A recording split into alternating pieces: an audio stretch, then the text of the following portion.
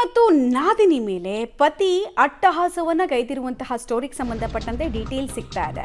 ರಾಯಚೂರು ತಾಲೂಕಿನ ಏಕನೂರು ಗ್ರಾಮದಲ್ಲಿ ಘಟನೆ ಆಗಿರೋದು.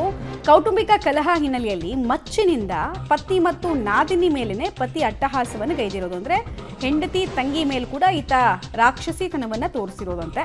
ವಿಚ್ಛೇದನ ಕೊಡದೆ ತಿಮ್ಮಪ್ಪ ಎರಡನೇ ಮದುವೆ ಆಗಿರ್ತಾನೆ. ಜೀವನಾಂಶವನ್ನು ಕೋರಿ ಪತ್ನಿ ನ್ಯಾಯಾಲಯದ ಮೆಟ್ಲೇರಿರ್ತಾರೆ. ಈ ಕಾರಣಕ್ಕೋಸ್ಕರ ತಿಮ್ಮಪ್ಪ ಹಲ್ಲೆಯನ್ನ ಮಾಡಿದ್ದಾನೆ ಅನ್ನೋದು ಗೊತ್ತಾಗ್ತಾ ಇದೆ. ಮಾರಣಾಂತಿಕ ಹಲ್ಲೆ ಮಾಡಿ ಪರಾರಿಯಾಗಿದ್ದಂತಹ ಆರೋಪಿಯನ್ನ ಫೈನಲಿ ಅರೆಸ್ಟ್ ಮಾಡಲಾಗಿದೆ ಅನ್ನೋದರ ಡೀಟೇಲ್ಸ್ ಕೂಡ ಲಭ್ಯ ಆಗ್ತಾ ಇದೆ.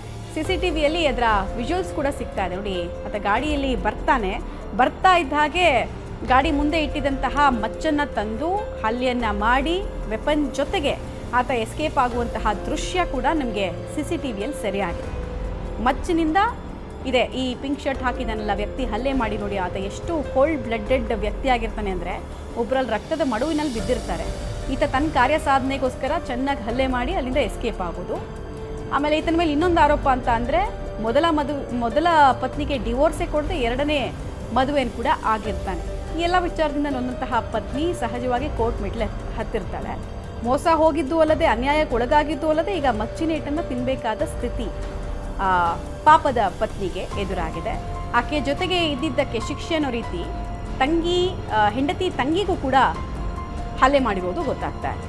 ಒಂದ್ಸಲ ಬೀಳುತ್ತೆ ಕೆಳಗೆ ಮಚ್ಚು, ಅದನ್ನು ಬಿದ್ರೂ ವಾಪಸ್ ಎತ್ಕೊಂಡು ಇಬ್ಬರ ಮೇಲೂ ಕೂಡ ಮನಸ್ಸೋ ಇಚ್ಛೆ ಹಲ್ಲೆ ನಡೆಸಿ ಏನೂ ಆಗೇ ಇಲ್ಲ ಅನ್ನೋ ರೀತಿಯಲ್ಲಿ ಕ್ಯಾಶುಯಲ್ ಆಗಿ ಆತ ನಡ್ಕೊಂಡು ಹೋಗ್ತಾನೆ. ಆತನ ಅಪರಾಧಿಕ ಮನಸ್ಥಿತಿ ಅಂಥದ್ದು ಅನ್ನೋದು ಗೊತ್ತಾಗುತ್ತೆ ಈ ವಿಜುವಲ್ಸಲ್ಲಿ. ಕಿರಿಕಿರಿ ನಡುವ ಒಂದು ಮಾರಣಾಂತಿಕ ಹಲ್ಲೆ ಆಗಿದೆ. ಹಲ್ಲೆ ಕಾರಣ ಅಂದರೆ ಏನು, ಸ್ವಲ್ಪ ಆಸ್ತಿ ಮೇಂಟೆನೆನ್ಸ್ ಸಲುವಾಗಿ ಕಾನೂನು ಹೋರಾಟ ಮಾಡೋಕತ್ತಿದ್ಲು. ಹೊಲ ಮಾರಿದ ಗಂಡ ಹೊಲದ ಮೇಲೆ ಆಕೆ ತಕರಾರು ಹಾಕಿದ್ಲು. ಕೋರ್ಟ್ ಇಷ್ಟೇ ಕೊಟ್ಟರು. ನಿನ್ನೆ ಅದು ಮೊಟೇಷನ್ ಆಗ್ಲಾರ್ದ ಕೋರ್ಟಿಗೆ ಕಳಿಸ್ಯಾರ ತಹಸೀಲ್ ಆಫೀಸ್ನಾಗ ತಹಸೀಲ್ದಾರ್. ಅದೊಂದೆಲ್ಲ ತಲೆಗೆ ಇಟ್ಕೊಂಡು ಅವ್ರ ತಂಗಿ ಸತಿ ಇಲ್ಲಿ ಬಂದು ಇದ್ಲು.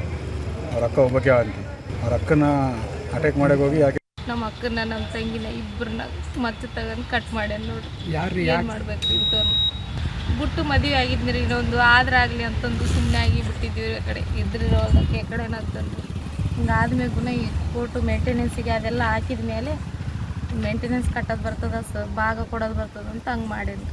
ಹೊಲ ಮನೆ ಇರ್ತೀನಿ ಏನು ಮೇಂಟೆನೆನ್ಸ್ ಕೊಡಬೇಕು ಭಾಗ ಕೊಡ್ಬೇಕಂತಂದು ಹೊಲ ಮಾರಿದ್ನಿರಿ. ಅದು ಗೊತ್ತಾಗಿ ಇನ್ನು ಅರ್ಜಿ ಹಾಕಿ ತಡೆ ಓಡಿಸಲಾಗೆ ಹಂಗೆ ಮಾಡ್ಯಾರ. ಅವ್ರದ್ದು 17 ವರ್ಷ ಬೇರೆ ಮದುವೆ ಮಾಡ್ಕೊಂಡು ಡೈವರ್ಸ್ ಕೊಡ್ಲಾರ್ದೇ ಬೇರೆ ಮದುವೆ ಮಾಡ್ಕೊಂಡ. ಡೀಟೇಲ್ಸ್ ಕೊಡ್ತಾರೆ ವಿಜಯ್. ಮದುವೆ ಆಗಿ ನೆಟ್ಟಕ್ಕೆ ಸಂಸಾರ ಮಾಡೋದಕ್ಕೆ ಯೋಗ್ಯತೆ ಇಲ್ಲದವೆಲ್ಲ ಮದುವೆ ಆದರೆ ಹಿಂಗೆ ಆಗೋದು.